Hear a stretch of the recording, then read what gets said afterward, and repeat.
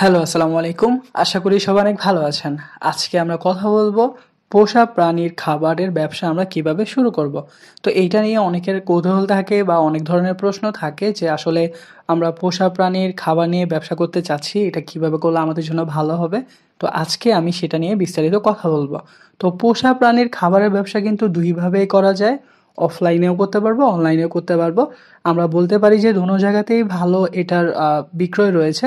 But আমি মনে করি আরকি যেহেতু এটা শৌখিন মানুষ আসলে পোষা প্রাণী পালন করে থাকে। সো এটা অনলাইনে বিক্রি করলে আমাদের জন্য বেশি বেনিফিট এনে দিবে। কারণ আমাদের অনলাইনে বিক্রয় করার জন্য আমাদের কোনো রুম নিতে হচ্ছে না, কোনো দোকান অ্যাডভান্স করতে হচ্ছে না।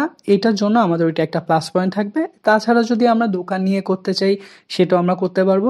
কিন্তু দোকান নিয়ে ব্যবসাটা করার জন্য অবশ্যই এমন এক জায়গাতে দোকানটা দিতে হবে যেখানে আবাসিক এলাকা রয়েছে বা সুপার শপ রয়েছে, সুপার মার্কেট রয়েছে। কারণ ওইসব জায়গাতে সব ধরনের মানুষের যাওয়া আসা হয়ে থাকে, তাহলে মানুষ খুব সহজে জিনিসটা নিতে পারবে। তো পোষা প্রাণীর খাবার আসলে ২ রকম হয়ে থাকে। কেউ হচ্ছে যে ডিলার নিয়ে থাকে, কেউ হচ্ছে যে বাইরে থেকে ইম্পোর্ট করে থাকে। তো যদি কোনো কোম্পানি থেকে থাকে যে যারা হচ্ছে ডিলার দিয়ে থাকে সেটা নেওয়া যেতে পারে, তাহলে অবশ্যই কিন্তু দোকান থাকতে হবে। আর যদি কোনো জায়গা থেকে আমরা ইনপুট করে এনে ব্যবসা করতে চাই তাহলে হচ্ছে যে সেটা অনলাইনেও করা সম্ভব হবে। তো আমরা এখানে সবচাইতে বড় ব্যাপার যেটা মাথায় নিয়ে নিতে হবে সেটা হচ্ছে আমরা পোষা প্রাণীর খাবার বলতে সব ধরনের পোষা প্রাণীর খাবার রাখার চেষ্টা করব। বিশেষ করে হচ্ছে কুকুর বলি, বিড়াল বলি, পাখি বলি, খরগোশ থেকে শুরু করে যত ধরনের প্রাণী আসলে পোষা করা যায় প্রায় সব ধরনের প্রাণীরই কিন্তু খাবারের ব্যবস্থা করব। আর অবশ্যই আমাদের একটা অনলাইন ফেসবুক পেজ থাকতে হবে বা আমরা একটা ওয়েবসাইট করে নিতে হবে। এতে করে হচ্ছে যে আমাদের এই প্রচারটা সব জায়গায় পৌঁছে যাবে এবং কি আমরা অবশ্য মার্কেটিং করতে হবে। আমরা অফলাইনে দোকান দিয়ে থাকি বা অনলাইনে করে থাকি। আমরা যদি মার্কেটিং না করি জিনিসটা কিন্তু বিক্রি হওয়ার সম্ভাবনা একদমই কম।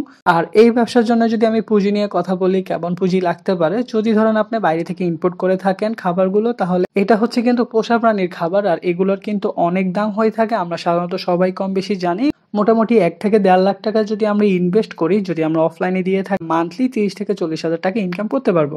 আর যদি আমরা চাই আমরা অনলাইনে করব তাহলে হচ্ছে যে আমাদের কিন্তু আসলে কোনো দোকান ভাড়া দিতে হচ্ছে না, কোনো কর্মচারী খরচ দিতে হচ্ছে না। আমাদের হচ্ছে যে জিনিসটা জাস্ট ইনপুট করতে হবে। আমরা যত টাকা জিনিস আনতে পারবো, আমরা যত বেশি সেল বাড়াতে পারবো, আমাদের ইনকামটা আসলে ততটুকুই হবে।